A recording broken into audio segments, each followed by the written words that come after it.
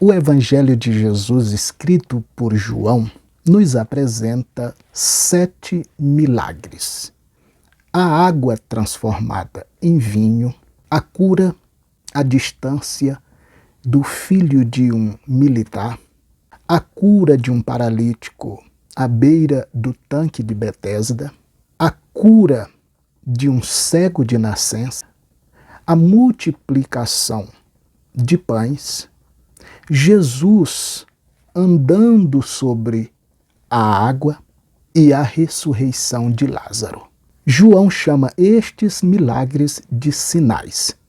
E para que serve um sinal, senão para dar ao observador a dica que ele precisa acerca daquilo que está diante dele?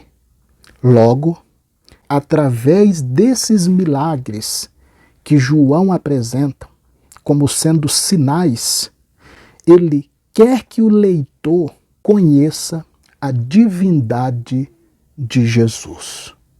Ele quer que o leitor descubra em Jesus aquele que foi prometido em Gênesis, que nasceria da mulher para resolver o problema que o pecado trouxe para a vida do ser humano e para a natureza em geral. É por isso que ele não só anda por sobre as águas para demonstrar que a natureza está sob o seu controle, mas ele cura, ressuscita mortos, para mostrar que o problema que o pecado trouxe para o homem poderia ser resolvido por ele. O capítulo 11 de João tem essa finalidade: apresentar o milagre de ressurreição que Jesus opera na vida de Lázaro, para que o leitor saiba que Jesus é Deus, é Senhor e é o que resolve o problema que o pecado trouxe como consequência para o ser humano. Agora, para João, tão importante quanto você saber que Jesus é divino, é poderoso, que Jesus tem poder sobre a morte e que ressuscitou Lázaro, é você também saber como ele fez esse milagre. Então vamos ver os versículos introdutórios de João capítulo 11. Inicia falando o nome de Lázaro, localização onde ele morava, Betânia, o nome dos familiares dele, Marta e Maria, e ainda fala de outra experiência que essa família tinha com Jesus. Agora, a pergunta é: por que João faz questão que seus leitores saibam o nome das pessoas envolvidas no milagre da ressurreição? Temos algumas hipóteses. Podemos destacar que os nomes aparecem ali para que o leitor saiba que aquela é uma história real, verdadeira, e não uma lenda, não uma parábola. E mais, quando ele dá o nome da localização, a hipótese é: quando você sabe de onde uma pessoa é, você pode deduzir quais são as crenças que ela carrega, os hábitos alimentícios, os costumes, o espírito cultural que rege a vida daquela pessoa. Então, por isso, João dá o nome da localização onde moram essas pessoas. E ainda diz que esse lugar era um povoado e que era conhecido através da fama de uma das irmãs de Lázaro, chamada Maria, Betânia, do povoado de Maria. É nesse contexto que João diz: e aconteceu que Lázaro ficou doente. O esperado é que ele conte alguma coisa sobre a etiologia dessa doença, a causa, a origem. Mas ele diz: e aconteceu que Lázaro ficou doente. E ao invés de seguir dando mais informações, ele interrompe esse tema para trazer um outro, dizendo: essa Maria, irmã de Lázaro, é a mesma que ungiu os pés do Senhor com unguento e enxugou com os cabelos. Ele faz questão do seu leitor saber que a ressurreição não foi a única experiência que aquela família tinha experienciado no contato com Jesus, que tinha outras vivências.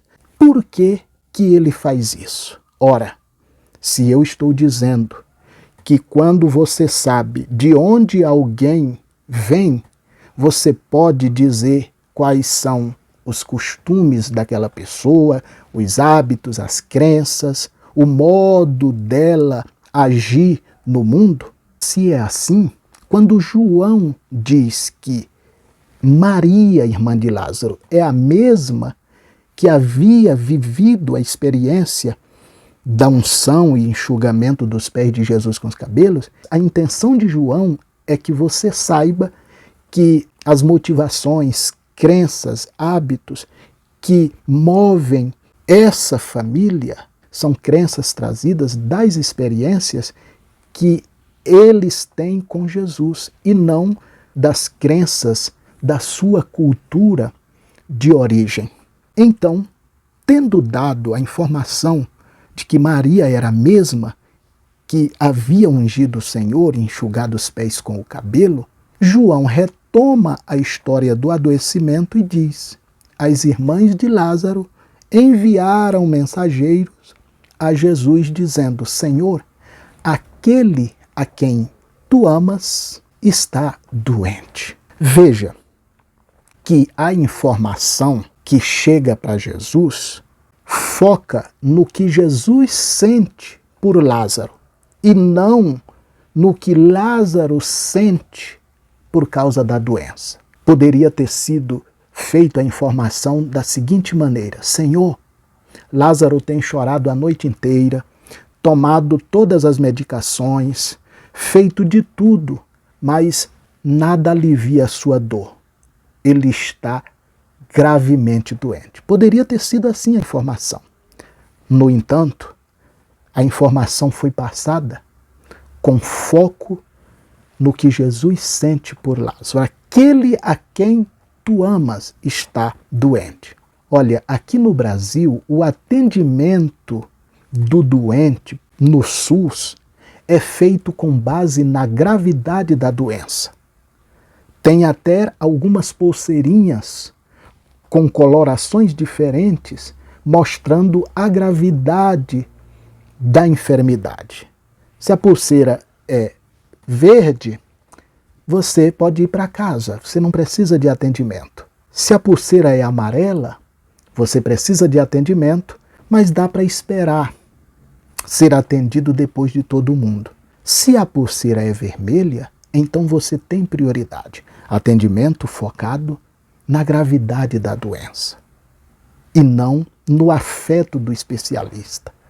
De onde Marta e Maria trouxeram essa filosofia de que a cura, o milagre na vida de um doente deve ser buscado com base no sentimento que Jesus tem por esse doente e não com base no que a doença faz o doente sentir. É claro que ela traz isso do aprendizado que ela adquiriu na interação, no relacionamento com Jesus. E o que temos a aprender nesses 3 versos introdutórios da história da ressurreição de Lázaro? Primeiro, os milagres são reais. Acontecem na vida de pessoas reais, que têm endereço, que podem ser encontradas, que estão na vida real. Esse é o primeiro aprendizado. Milagres são reais para pessoas reais, que existem na vida real, que podemos encontrar, saber onde elas moram, testificar as evidências.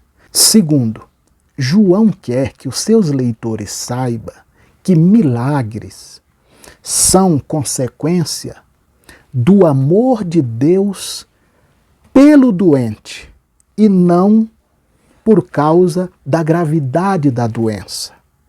Jesus não cura porque a doença não é grave ou porque a doença causa muita dor. O doente está sentindo muito mal. Não é por isso que Jesus cura. João quer que você saiba que o milagre da cura é por causa do que Jesus sente pelo doente. Diferente do SUS, que nós buscamos a ajuda médica com base na gravidade da doença e não no afeto do especialista, aqui João quer que você saiba que o que Deus faz por você, que o milagre que você precisa de Deus, não é porque você ora muito, não é porque você consagra muito, não é porque você jejua, não é porque você é santo, é pelo que Ele sente por você. É porque Ele te ama, por isso Ele te cura. É porque Ele tem afeto por você, por isso Ele te salva. E terceiro, João quer que o seu leitor aprenda que o jeito certo de enfrentar a consequência do pecado, seja a doença, a morte, os conflitos da vida, o jeito certo de enfrentamento desses problemas é chamando Jesus, é comunicando com Jesus, é levando ao conhecimento de Jesus o que está acontecendo, crendo que o que vai fazer o milagre não é a sua cultura de fé, a força da sua espiritualidade, mas a força do amor dele por você.